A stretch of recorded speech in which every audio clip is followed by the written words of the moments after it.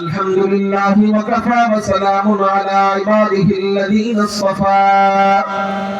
صلى الله تعالى عليه وعلى آله وأصحابه وبارك وسلم تسليما كثيرا خصوصا على سيد المتقين والأبرار صاحب النبي في الغار والمزار أفضل الصحابة بالتحقيق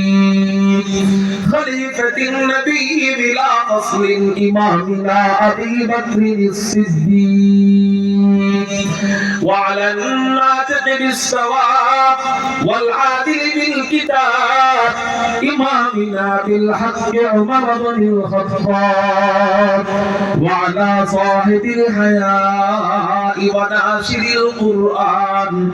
الشهيد للمظلوم حين تلاوة الفرقان إمامنا عثمان بن عفان وعلى صاحب السيف والقضاء وناشر العلم والهدى أسد الله الغالب إمامنا علي بن أبي طالب رضي الله تعالى عنهم أجمعين